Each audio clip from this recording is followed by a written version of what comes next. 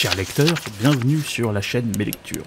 Si vous ne connaissez pas le format, l'idée ici réside dans la présentation d'œuvres hétéroclites, et aujourd'hui, j'ai décidé de vous présenter celle de Gilles Richard sur l'histoire des droites en France.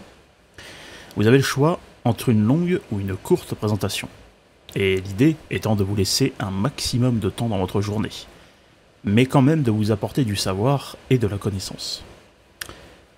De plus, je vous laisserai consulter le chapitrage de la vidéo pour choisir le passage qui vous convient le plus. Vous êtes bien sur le format une vidéo par jour pendant une semaine, mais cette présentation cette fois-ci en durera 3.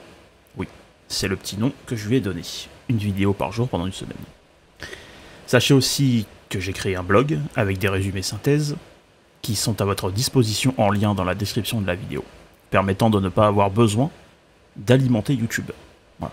Donc vous n'avez pas besoin de revenir sur YouTube à chaque fois.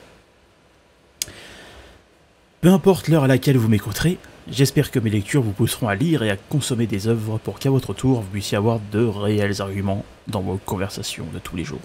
Je vous laisse donc avec la petite synthèse et vous souhaite une bonne écoute. Jour 6. Grand 1. Le parti orléaniste, à partir des années 1820, a réussi à former un parti solide, avec des grands noms de l'époque, qu'on peut voir à la page 47. Certains, comme Casimir Perier en 1788, ont contribué à fonder la Banque de France. Grand 2. Karl Marx puisera ses réflexions sur un livre que François Guizot produira sur l'histoire de l'Angleterre en 1826, en posant la conception que les classes sociales l'emportaient sur celui des grands hommes. Ce même personnage fera voter en 1833 l'ouverture des écoles primaires en France. Grand 3. Le journal Le Globe, qui parut en 1824, se révéla être décisif pour le décollage industriel de la France. Il s'agit du second décollage industriel massif en France, et la prise d'Alger en 1830 aboutira à la consolidation de la vision de François Guizot sur la classe moyenne, composée de grands propriétaires. Grand 4. L'année 1846 verra le droit de vote être voté. Concomitante à l'élection de François Guizot, son principal rival sera alors Adolphe Thiers. Grand 5. Le Parti de l'Ordre en 1848 sera composé des orléanistes et des légitimistes qui cohabitaient en soutenant Louis-Napoléon Bonaparte. Maintenant que nous avons vu le petit résumé, je vous laisse découvrir la grande synthèse. Les orléanistes. Voyons la trajectoire qu'a pris le parti monarchiste, dit aussi, je cite, orléaniste, avec à sa tête un nommé Adolphe Thiers. Alors, comment étaient placés les orléanistes politiquement parlant? Ils étaient les continuateurs du parti constitutionnel, de nombreuses figures, d'hommes, les ont plus ou moins mal dépeints, mais les orléanistes parvinrent au contraire à former un solide parti dès les années 1820, voire les noms de ces hommes, page 47. Les grandes figures orléanistes étaient-elles nombreuses et brillantes, comme par exemple Victor de Broglie ou encore Casimir Perier, qui en 1788 contribua à fonder la Banque de France. Ou encore, pour ne pas le nommer, Alexis de Tocqueville. François Guizot écrira un livre sur l'histoire de la Révolution d'Angleterre, en 1826, où il posa une conception de l'histoire dans laquelle le rôle des classes sociales l'emportait sur celui des grands hommes.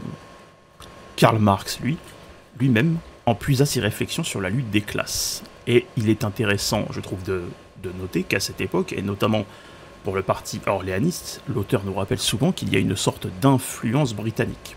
Je pose alors la question, est-ce qu'il s'agit d'une influence post-guerre napoléonienne, ou s'agit-il de la relation étroite qu'a la France historiquement avec l'Angleterre, notamment avec la venue de Cromwell? Bref, continuons. En continuant à lire l'œuvre de l'auteur, nous pouvons nous rendre compte qu'à la page 49, François Guizot fit voter la loi du 28 juin 1833, rendant obligatoire l'ouverture d'une école primaire dans chaque commune. Et pour couronner l'édifice, l'instauration d'une monarchie parlementaire censitaire qui réserva, sur le modèle britannique, le pouvoir à ceux que la fortune et l'éducation prédestinaient au gouvernement du pays. Bon, Malgré tout ce qu'on peut penser de la monarchie en France, et notamment en lisant et étudiant un peu Jacques Bainville, on se rend compte que les familles politiques sont parfois bien plus morcelées intérieurement que ce qu'elles laissent à penser comme peut-être entité monolithique.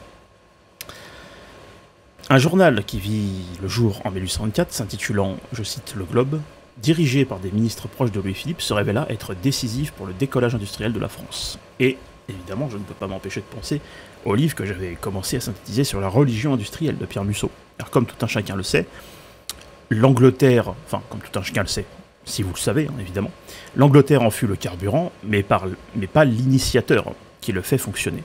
D'ailleurs, en France, c'est un certain Oresme qui, entre 1370 et 1372, définit déjà bien avant le mot, je cite, industrie. Il parle alors d'adresse, d'art, d'ingéniosité ou encore, je cite, de l'habilité à faire ou à exécuter quelque chose.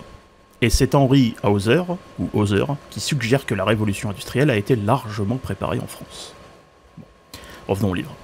Il ne s'agit non pas du premier décollage industriel, mais du second, le premier ayant été brisé par l'échec du blocus continental et des défaites napoléoniennes.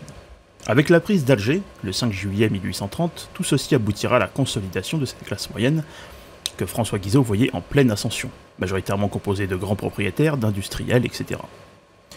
L'Académie deviendra pour longtemps orléaniste, mais ce parti, installé depuis 18 ans, subira une défaite en février 1848.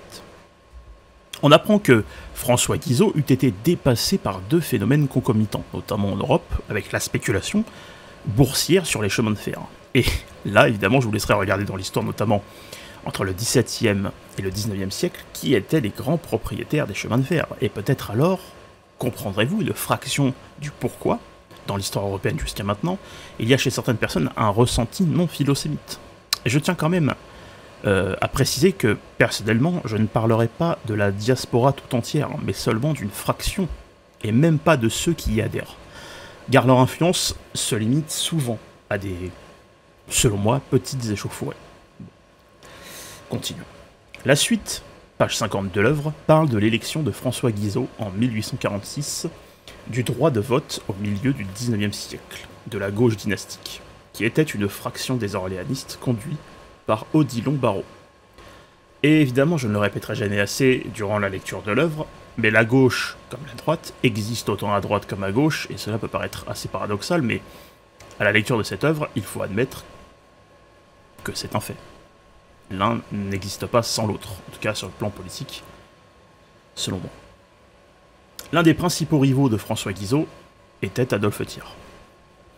Le comité à l'élection présidentielle de décembre de l'année 1848 soutiendra alors Louis-Napoléon Bonaparte, et je le rappelle, mais l'Assemblée nationale fut alors remportée par le Parti de l'Ordre au sein duquel les orléanistes et les légitimistes cohabitaient. Voilà, vous pouvez retrouver le résumé synthèse en lien dans la description de la vidéo, et quant à moi, je vous dis à demain ou à une prochaine pour une autre vidéo, et surtout, allez voir le blog, car il y aura évidemment sous peu les synthèses. A bientôt.